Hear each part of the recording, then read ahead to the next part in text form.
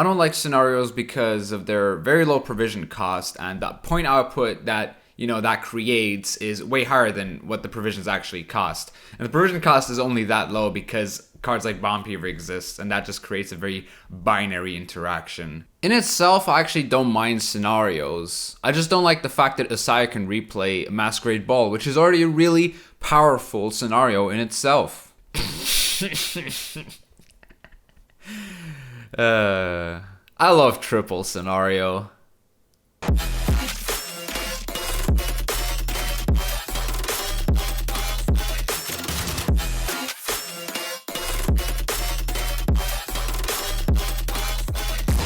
Alright, so before this video starts, please leave a like. Also subscribe to the channel if you're not yet. Also follow me on Twitch, Twitter, and Discord. All links will be in the description. Now let's move on with the video. Yes, ladies and gentlemen, triple scenario Gedineth. The idea is pretty simple. You play Gedineth round 1, you play Gedineth round 2, and you play Gedineth round 3. Now how are you going to pull that off? It's obviously with Lippy Gudmund. And yeah, let's just talk about the cards in detail, and I'll explain even further. The most important card in this deck is obviously Lippy Gudmund. It's even more important than the Gedineth, honestly, since without this, you can't actually do the triple Gedineth. His deploy range basically swaps your graveyard with your deck. So you play this in round 2 after you've already played Gedineth in round 1. And then you use your second wind leader ability, which can play a Skellige unit from your graveyard to resurrect the Lippy in round 3 to replay the scenario once again. Now as for the scenario, Gedineth is a scenario that progresses whenever you play a druid.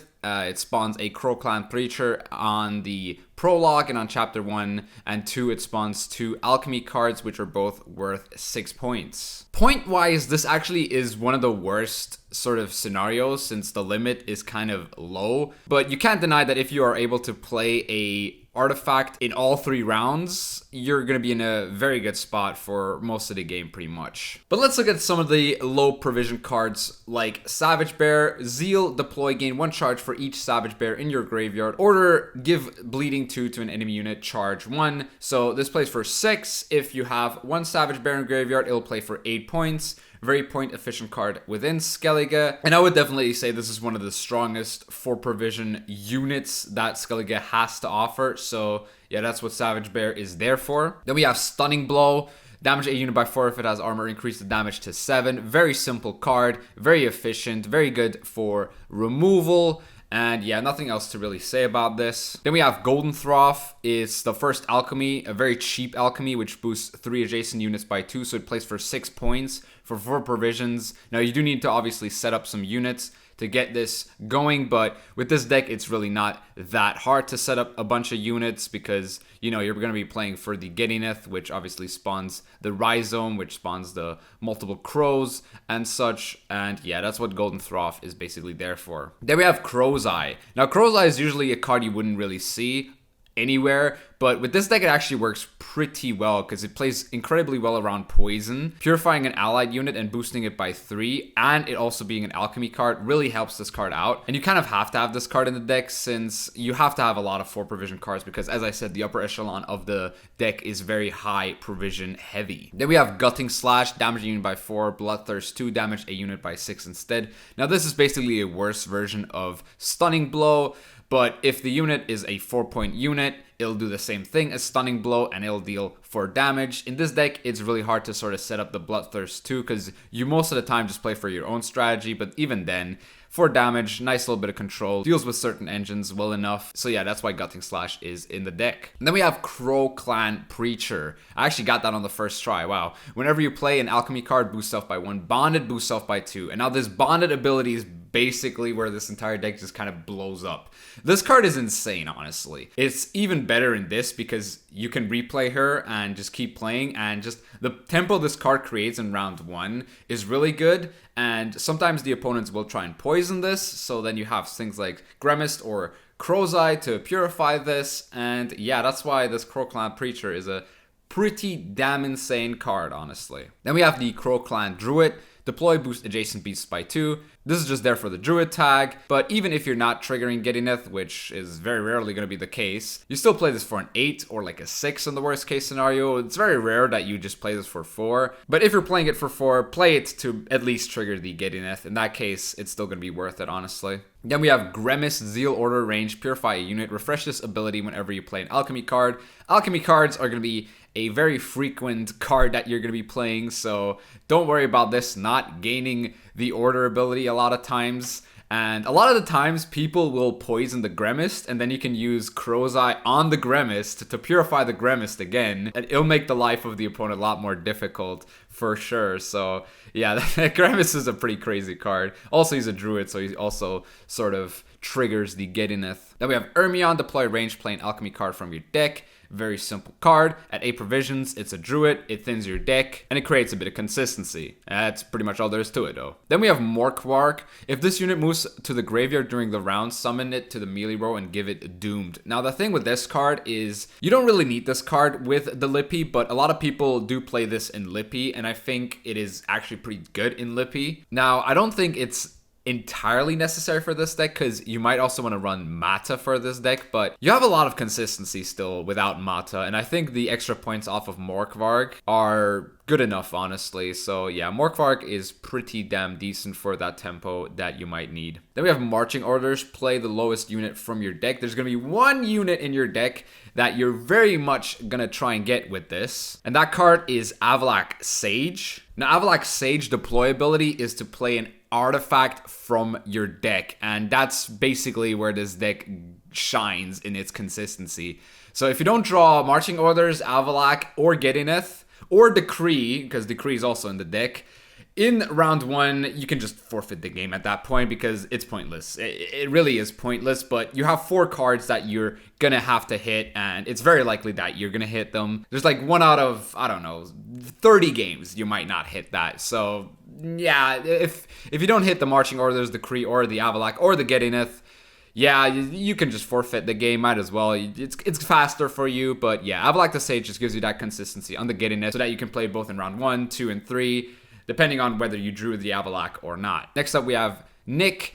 This unit may raid the battlefield to aid you in battle. So yeah, this jumps out at some point in the game. If it's in round 1, that's very good for you because then your Lippy will also put it back in your deck, so it might also jump out in round 2. And yeah, even if it doesn't jump out in round 1, it might jump out in round 3 since you're gonna Lippy again in round 3 anyway. So yeah, this is a good boy. It's a very good boy if it jumps out in round 1, obviously, giving you that extra 3 tempo. And yeah, that's what this card is there for pretty much. Now, Roach is basically a more consistent version of Nick because whenever you play a gold card, summon this unit from your deck to a random allied row. And yeah, you'll turn 1 play Giddiness, and the Roach will immediately jump out of your deck just like that and help you with some extra tempo and just give your Lippy in the future more points. Because when you play Lippy, this will also jump out of your deck since, you know, Lippy is a gold card and Roach will be back in your deck from the graveyard. Then we also have Crow Mother, who on the deploy spawns 2 crows on this row, and whenever you play an alchemy card, summon Crow Mother from your graveyard to a random allied row.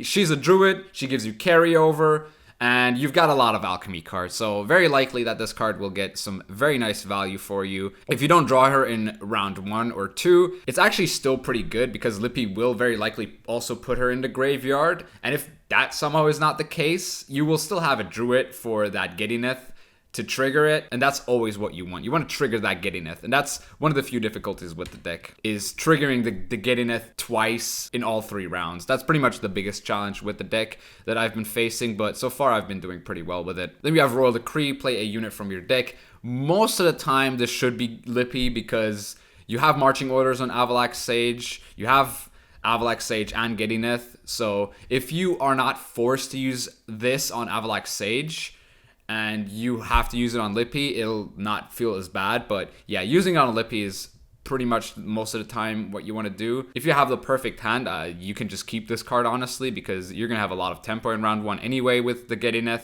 so you can keep it for that consistency in later rounds, obviously. As for stratagem, I went for tactical advantage simply because Lampgen is pretty bad with Lippy. It'll go back into your deck and then you have a 5-point card, which you obviously do not want. So tactical advantage will do the job just fine for the 5 boost. Since the 5 boost, I mean, you usually just boost like a 2-point crow in the worst case scenario, and that just it doesn't go too tall. So yeah, tactical advantage is fine enough in this deck. Your leader target will 100% of the time always have to be Lippy, otherwise this deck makes no sense. So yeah, let me just say something. This deck is one of the most stupid decks of this patch that I've seen, that I've built. I played against it in one of my meme cards videos and I thought it was the dumbest thing ever. So I went ahead and built it myself, and I'm realizing that this is definitely one of the dumbest things ever because this is just really stupid. So let's just jump into some games and try it out. All right, who are we playing against? We're playing against, Ursa and Ritual. That's actually a funny matchup because we're both kind of playing for the Lippy, but we can actually keep up with them in round 1. So we do have the Avalak, mulligan the Roach, obviously. We don't, okay, we have 2 Druids, which is not bad at all. We have the Kree as well for the Lippy. Now, mulliganing again here is actually kind of risky, but I think I still have to do it. Don't really need the Gutting Slash. We do find the Doggo. That's kind of annoying, but it is what it is. Sometimes you just find these bricks in your hand, but you have to just go for it. So yeah, we tactical advantage here on the Avalak. Just play for that Giddineth, round 1, and yeah, just see where that gets us. If he has Karathi Heatwave, you auto forfeit, by the way. That's just something with the deck. If he Karathi Heatwaves is Giddineth, we're just gonna escape enter. It's a very simple strategy, honestly. He does take out the Crocon Preacher, which is really bad for me. I think I just go for Gremist here. I might play into something like an Igni going for this line, but I think that's okay still. So Gremist, okay. I might purify Gremist with my Ermion. We don't have that many alchemy cards anyway. Oh, we only have Crow's Eye, sorry, not Crowclan. So yeah, now he's playing for that nice little Ceres. We're just gonna play for our alchemy cards at this point. Might as well purify this crow for no... Oh, no, I shouldn't purify this crow because it goes back into my deck. That was my bad. So do not purify the doomed units because now I'm going to have a 2-point crow in my deck. He does draw the Roach though, so that's good for us. But we also have the Doggo here. I'm going to kill one of these boys. I should not have purified this crow. I really regret that decision. I'm going to find this again. I know I will. I wanted to do it for the lulz, but yeah, that was very dumb. That was pretty dumb. Okay, so he plays his Houndsnot. We kill the Houndsnot, obviously, here. And I think next up we're just going to play Ermion and play him for the Mardrome. Yeah, we have no other alchemy cards anyway, so might as well just play him. Okay, Bear Hog. Okay, so I just play my Ermion here. And I boost him up. Oh no! Oh god damn it! I did this again. Oh no! I thought the Crow's Eye would. No, I missed. Oh no! Oh no! Why do I always do this? I thought I had the Crow's Eye on the Ermion there, but I just didn't. Oh boy. Okay. So why does he bleed the Roach? That makes very little sense, but okay. So yeah, let's hope we can actually get out of this round now. This would be very great. I missed out a lot of points here. I played -2 points there, but I'm still ahead, so that's funny. That's always great. Okay. He's going for an Igni here, isn't he? But he doesn't have it lined up. Because if I play this... Wait, it does play into Igni, right? Yeah, it does. I could also just play this for 4. Do I really want to do that, though? Not really. I think I just pass here. It feels kind of bad passing with this deck, but our Ermion play kind of doesn't... It's my first game, guys. I'm sorry. I very much misplayed that. Wait, he's not gonna trigger the Veltkarl? Okay, sure. Now, I mean, he is gonna bleed me, right? That's the thing. Or is he not gonna bleed me? I don't mind if he doesn't bleed me. Then I just have a second scenario and just can win with that. Yeah, pretty much. Okay, so he is not gonna bleed me. I think I just play my bear then. I can, like, use second wind on something like a Gremist or something like that. It's not too bad. Yeah, okay, Doggo comes out. That's good actually for my Lippy in the next round. So he actually takes the pass here, which is really good for us. Now his Igni might get some good value here, but that's fine still. So we only played double Gedineth here, but still we played double Gedineth. That's still kind of busted, isn't it? So okay, we get a lot of druids here. I actually can mulligan the Crow Mother here. It's actually not that bad of a play. I have no, I have one brick. Okay, this is actually a fine hand. I don't care. I'll keep this hand. This is all right. So I played the Kree for the Lippy, and yeah, then I'll just get rid of the Crow Mother. Might as well. I don't mind having Crow Mother in graveyard here. And we're just marching orders for the Avalak, as I said, for the Gedineth again. Yeah, the misplay on my Ermion kind of lost me that game. If I'm going to lose the game. Oh, he does draw me the 2-point Crow. I knew I would draw this again. Alright, sure. That's fine, though. Whatever. I'll take it. It is what it is sometimes. So yeah, do this. And we play the other Preacher, and then we play the other Preacher, and that should be okay. Nice. Nice 2-point Crow there. Oh no, he killed that. That's annoying. Okay, so I still want to play for the Crow Clan Preacher here, though. There you go. We get the Crow Mother out as well. It's pretty good. And then next up, I'm just going to play my other Crow Clan Preacher, and that should be okay.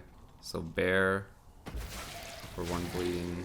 Oh, I'm going to resurrect my Ermion here, right? For sure. I play this. Okay, wait, how do I want to sequence this, though? I kind of want to max points for this. And I'm just going to play the Grimmest. Okay, do it on you, might as well. Oh, I have another Crow Clan Preacher, don't I? In my graveyard. I'll take the other Crow Clan Preacher, honestly. It's pretty good. Because we do have a lot of alchemy cards here still. This 2-point Crow is pretty ass, though. I'll have to admit that. That was my misplay. I thought I had Grimmest in my graveyard, but then, you know, I did play this card, didn't I? Okay, so he's gonna play his Lippy. I'm gonna play my Crow's Eye as long as it still has some value. Plays for 6/6. Okay, I need to do it on this because then it doesn't play around Igni. Always have to be careful around Igni, obviously. But we're up by a few here. I mean, his Sarah's gonna be pretty nuts, but so will our points. I might want to keep. I'm probably gonna want to keep this. I think I do this now. He's gonna play his Totem. Hello, Totem. I'm gonna Gutting Slash one of yo's. Okay, I'm gonna play my 2-point Crow now. Wahoo! Yeah, it's good BM. It's good BM, guys. It's good BM. Trust. So this plays for 6 plus 2, 8, 10, 9. Wait, 8, 10, 12. This is a 12 for 4 provisions, by the way. Hammond. Okay. Fair enough, I guess. I mean, yeah, okay. I mean, his last card is like Ceres, right? Is that Ceres gonna be enough here? Igni's just 11. Yeah, that's not enough. Okay. Sweet! We did it, boys! We saved humanity with our double Gedineth. Alright, this time I actually want to pull off the triple Gedineth. We're playing against Mobilization. Yeah, sure, okay. Opponent goes first. Now that's the thing we want to see, obviously, here. Okay. Don't want the Morkvarg. Oh, we have Gedineth in hand, so this is fine.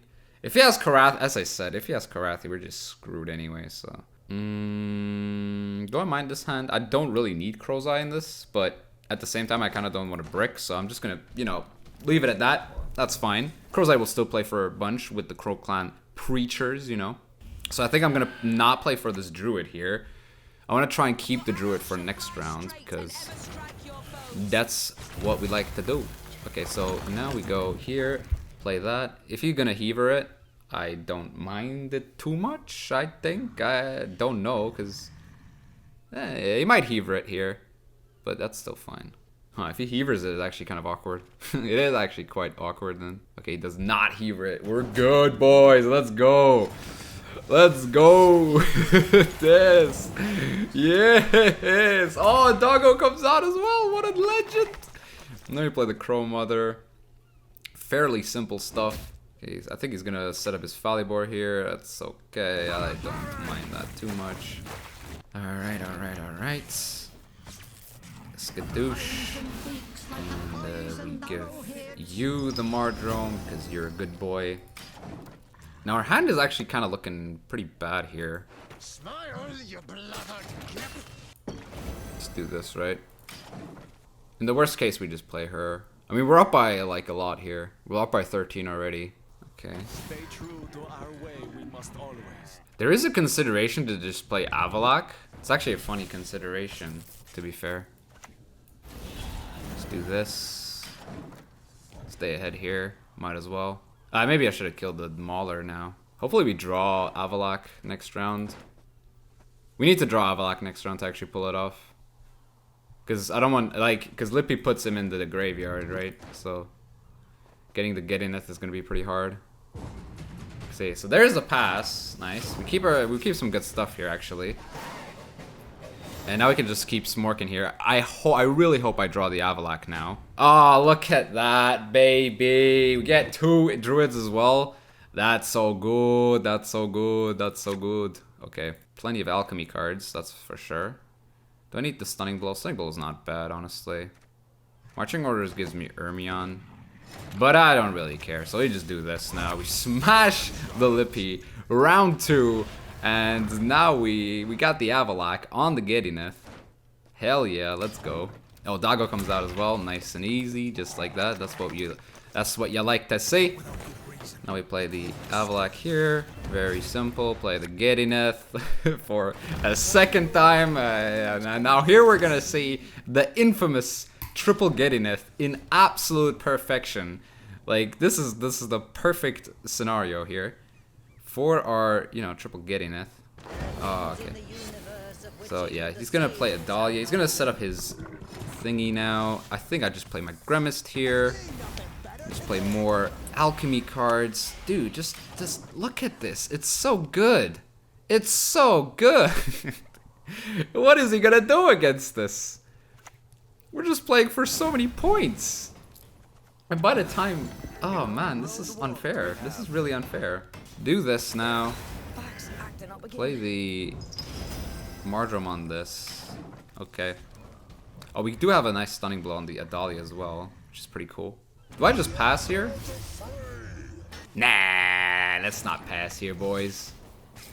Let's not pass here, guys. Why would I pass here in this situation? I don't understand. We just keep playing here. Just smork a Reno. Just play for the shortest round possible, right?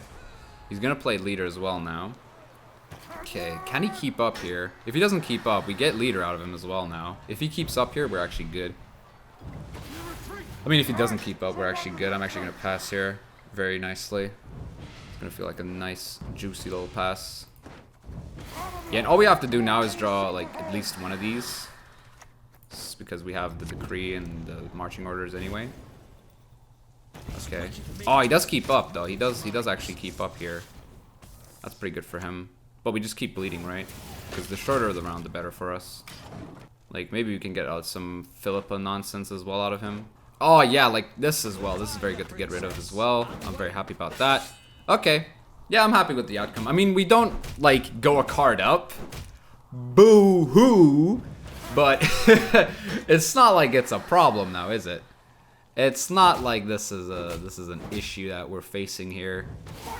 Yeah, we're down by like a lot of points here, but as I said, bye-bye. We got our super cards now. We got Decree for, you know, whatever we want, honestly. And we have 2 of these as well. So that's always going to be good. And yeah, I mean, this is looking very... Oh, no, we should have purified... Okay, what we should have done, we actually should have purified the Morkvark, I think. Oh wait, no, that wouldn't have made a difference because he just goes into the graveyard anyway. And yeah, we found the Crow Mother, pretty decent stuff. A Rhizome, don't mind the Rhizome. Maybe would like the Preacher here. Do not find the Preacher, that's kind of sad. Preacher's pretty busted, but we can obviously decree for it anyway, so that's also kind of fine. I mean, he might have kept Bomb Peaver for this final round, which would actually be kind of funny. So yeah, let's see if he did it. Let's see if he kept the Bomb Peaver for this very final round. What's gonna happen here? Okay. So second wind the Lippy, very simple plays. Not much else to do here. Oh, we do get rid of the creature, the Preacher, but we still have 2 of these anyway in our deck, and now we just play for the marching orders onto the Avalak. Very nice and simple. Very good. Maybe we could have mulliganed the Crow Mother. This actually would have been better to mulligan the Crow Mother here, but as I said, very simple stuff. Hopefully he doesn't have Heaver. He probably does have Heaver, but even then, I think our point potential is pretty crazy here. Oh, he does have the Boiling Oil, though. That feels kind of bad. So, who do I actually go for here? Ermion plays for the most, I think, actually. More than Preacher, at least. So, we're gonna play for the Crow Mother, though, first. Spawn some of these Rhizomes. Yeah, that's this deck. Look at this. So many points. So many goddamn points. Oh, look at that. Oh, he's got Lacerate, though. That's pretty good. Lacerate is pretty good here. But is it good enough? I don't actually think it is. We have the double Ermion now. I mean, the double Mardrome, sorry. Double Mardrome seems pretty insane. And yeah, that's just what it is, though. Oh, Igni. Does he also have Igni? Igni Lacerate. The cultured lad. I swear, if this guy has Igni and Lacerate, I'm so done. Okay, thank God he doesn't. Yeah, and then he just forfeits like that. Very simple, very easy game plan. We just had to draw Avalak in round 2. You know how most of these decks work these days. Just draw your cards. Okay, so what are we facing here? We're facing Mystic Echo. Are we gonna go first? No, he goes first. So Mystic Echo is a very interesting matchup since they don't run Bomb Heaver or Karathi Heatwave at all. So you're very likely to just have an insane hand here. We have an insane hand already with the Avalak. Avalak in round 1 is muy bien. It's actually the best possible pick. Just a naked Avalak, no marching orders, because you would want to draw the marching orders later on, or like the Royal Decree later on for the Avalak. But I like this Avalak. I like this. These two Crow Clan Preachers as well are looking super thick in this instance. Also, Poison is going to be very nicely handled with our two Crow's Eye. So yeah, let's just go ahead and play the Getineth, get ahead of him, see if he will ever actually be ahead of us in this entire game. He will be forced to play out his water this round if he wants to keep up, but by the time that happens, our Crow Clan Preacher is just going to be so big. It's going to be so chunky, so thick, so big. I don't know. So many cards for big. Oh, he does take this, though. Do I care? Not really. I just go for this now. Like, his carryover doesn't mean anything if I can just win on even anyway. So, yeah, let's just go ahead and play some of these Crow Clan Preachers and get stuff done. He's going to probably poison at some point. Probably now, if anything. So, we have the Crow's Eye, which is pretty good. We also have a access to Crow's Eye with our Ermion, which is always good. So he would have to draw 4 poisons for us to be in danger of sort of getting absolutely capped off here with poisons. Did he draw 4 poisons? Well, you never know, but you can always assume. Okay, so here is the other Crow Clan Preacher for that thick Mardrome. And now just look at these ladies just boosting by 2 for every single one of these alchemy cards. Isn't that great, guys? And he's gonna boost up his Hawker Smuggler here. Very interesting, very nice to see. So we play this very low point Purify, even though I actually shouldn't have done that there, because he might have the poison now on the 16-point Crow Clan Preacher. But as you see, we do get the pass here, which is obviously very, very nice for us. Now, the question is, are we going to draw our Marching Orders or Lippy? Those are the 2 cards that we do need to draw in this instance to get that triple Getineth going. If not, we're kind of disappointed, but sometimes you just... Oh, perfect. It's so good. It's so easy sometimes. So sometimes life is just easy, guys. And in this case, it was pretty easy, because we do draw the Lippy. We do get rid of Marching Orders. Oh, wait, I don't think we can actually go triple Getty here. That's kind of disappointing, but that's fine. We will have to force out his double waters here, though. And our short round Lippy is still pretty nuts, so yeah. Get the Doggo out as well. Doggo recently has been always coming out in round 1, so that always feels good. He's going to play his waters now at this point. That makes perfect sense. one might think. So we get the decree for the Avlak for a second Gedineth. And now it's just a matter of getting so many points per turn that it's just insane and impossible for him to keep up. Yeah, pretty much. That's pretty much what it is. Okay, there's the Fauve for probably a Nature's Rebuke. Very good Rebuke there. I like it a lot because it's played very nicely. For some points here, it does deny me my thick little women. I do not have marching orders, so I actually think I can't pull off the triple Gedi unless I kill my Lippy here, and then I have to kill Lippy and the Avalak Sage, don't I? Yeah, that feels kind of bad. Okay, I actually don't want to purify anything just yet. I think I'm just gonna go for this at the moment. I'm not gonna really look into any sort of strategy. Okay, so this is kind of annoying. So I think I just bear this. Oh, we get 2 bleeding as well. That's so good. That's so good. So I want to kill this boar, if anything. I don't care about the Malena. Don't want to waste any sort of removal on that. So there's the poison coming in. Now this is a good turn for him, actually, because he does force me to purify this roach. Oh no! No, I have to purify the roach. Okay, now we have a really big roach. I always forget the sequencing of the game. Dude, I almost did again. Good thing that the roach wasn't a 3-point unit. Okay, so he does actually not want to heal this. And I think at this point, I think I just kill this dude. And hopefully now we can get a nice little pass here. That would be great. He's gonna play his defender. Oh, dude, he might actually still win this, you know? He might actually still win this. Because we don't have access to a third Gedineth. That's our main problem here. Third Gedineth is dead. Because of the way we drew the Lippy. And we didn't draw marching orders. Yes, by the way, did I mention this deck is very draw dependent? Oh, I don't think I did. How do you get so many points? Oh yeah, because he's Harmony, I forgot. Like, going down a card doesn't really do much here. I think I just have to Smorkarino here. Big fat Smork. Hopefully get like more stuff out of him. Can he not play like good cards here? The guy's got some good cards here. Man, we have to actually pass here. Wow, he's kept his leader. Okay, we're actually gonna lose this. He did well there. I mean, we didn't. I mean, if we had a third Gedi here, we actually might win, but we don't, so we just lose. Yeah, this feels bad now. Okay, I mean, all of these don't really do much anyway here. I could actually get rid of the Crow Mother though. Oh, what's this card actually? Oh, it's just another Crow Clan. Okay. So there's his water. He did not go a card down. We actually could have forced him to go down a card, but now he actually got his card back as well. So, very sad for us here. Now, I think we just go ahead and second wind the Lippy. Not much else to do here, really.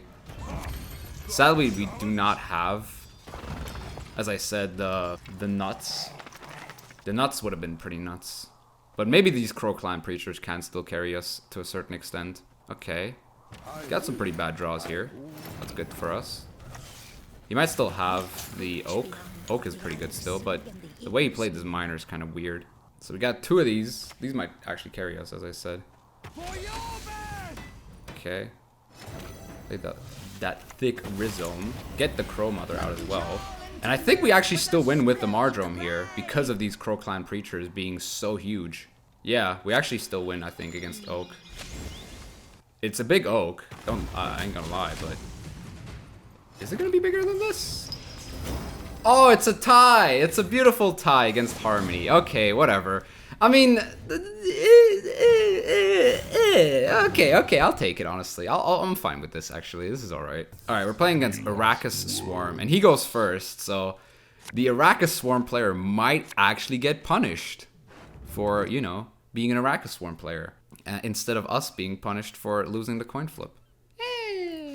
Okay, it's better. I mean, it's not great, but it's still better. I do like the fact that we have the marching orders in our hand for the Avalak. Gets both of these out and into our graveyard for the next round. So we only need to draw the Decree and the Lippy in the next round. Realize how the only thing I've been saying this time is just, you know, we have to draw, because as I said, this deck's pretty damn draw dependent. Let me just clarify that once again. Don't expect this to be an easy to play game deck. But so far we haven't lost with this, so yeah, that's always something. Oh, if he has Heat Wave. Oh yeah, this is the Heat Wave skill check, right? AQ does play Heat Wave, don't they? They do play Heat Wave. If he Heat Waves, this game's over. I just escape enter, right? There's no point in playing this out. Oh, deciding. Okay. No decision. Just yet. Okay, he does kill the Preacher. Might not have more removal for the other Preacher, though. This could be very interesting. So, play it here. Might as well. Okay. He does get a... Oh, he does not get a pass here. At all. Yeah, sadly, he does not. Oh, he does have the Parasite as well, though. That's pretty good. So, do this. Do this. Get ahead of him. Might as well. Get the Doggo out as well. He did not draw his Heat Wave. Although, I mean, they usually do play Heat Wave, right? This is a pretty control-heavy deck in general. Triss, Lacerate. Yeah. That's fine with me. Going down a card isn't the end-all of things. And tying here, I don't think I want to tie here. Don't think I do want to tie here. Let's go here. This. And then maybe play the Croclan Preacher or something. He's keeping up with us pretty well. Wait, what? He had the...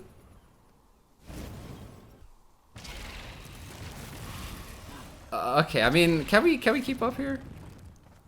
Who knows? Let's see if we can... okay, usually what I do in this situation is I just escape enter because that just happened. But I want to see if this actually will sort of deal that great of damage to us. It should deal pretty hard damage to us, honestly. Damn. It does blow a lot of stuff in this round, though. Ermion plays for 8 plus 1, 9. Okay, we can play this and get away with it. But we don't have a... Oh, we don't have Giddiness, though. Without Giddiness, we're so screwed. We're actually so screwed without Giddiness. Okay, so he's passed. Can we just win with, like, just Lippy? Is Lippy that busted that we could just win with him? Let's find out. But we're a card down as well now. Dude, the guy did well here. The guy did pretty well here. I mean, finding the Karathi was kind of like the one thing he had to do, and he did it. So, yeah. I mean, we didn't even find Decree anyway, so I think we would have been screwed no matter what happened. So yeah, let's just see what this does here now. Okay, we can kill his Igern, which is pretty cool. Okay. A-Rush. Just gonna play my Gremist here. Man, this feels bad. Avlak is dead. Marching Orders is dead. Everything is dead, man, without Getty. I cry every time. I mean, he doesn't even need that many points anyway to keep up here. I guess I just pass. I don't know. Just let Lippy carry me. Is that enough? Oh yeah. Okay. I mean, we lose this game. It's pretty obvious. I mean, he only has one more leader charge because he had to use a lot in round 1. But it kind of was worth it for him because of his 0 point Karathi Heat Wave. But you know, it was obviously a lot more than that because you know. I mean, this hand is pretty much the best hand I'm getting. Yeah, it's, I mean, a bunch of Crow Clan Preachers wouldn't be bad. Hopefully we don't draw Avalak. Okay, we didn't draw Avalak. Man. Okay, I think I Ermion for the Rhizome so I can get the Crow Mother out for free. Alright. It should be good. And I think I just second wind for Lippy, because, yeah, second wind Lippy is pretty much my best bet. I mean, how many consumes does he run? Okay, he plays that. Is he eating my Lippy? Wait, what did he eat? Did he eat my... Oh. I might as well just eat the Lippy, right? It's pretty obvious what card I'm going to play here anyway, right? But what do I know? Okay, go for this then. Sure. Wait, are we actually still winning this? Even though we are clearly... Maybe I should have played for the extra points on Savage Bear, because I do have the Savage Bear in deck now. Lacerate. Another Lacerate. Yeah, Lacerate's been doing him pretty well. Maybe just do this now. Where's his Igern? Does he not play Igern? Or does he not have it? What the hell is going on? Okay, I mean, sure. Let's do this, right? Oh, Doggo. Hello, Doggo. I should have played Bear there, actually. It was my bad. So, nice little Glusty there. Oh, no, we have a 1. Oh, that's so good. Okay. I mean, yeah, we were always going to lose this, right? I mean, this last card has to be really bad for us not to lose. I mean, oh, wait. No, if we had an alchemy card here, we might have actually won, you know? Oh, no, it's actually really close.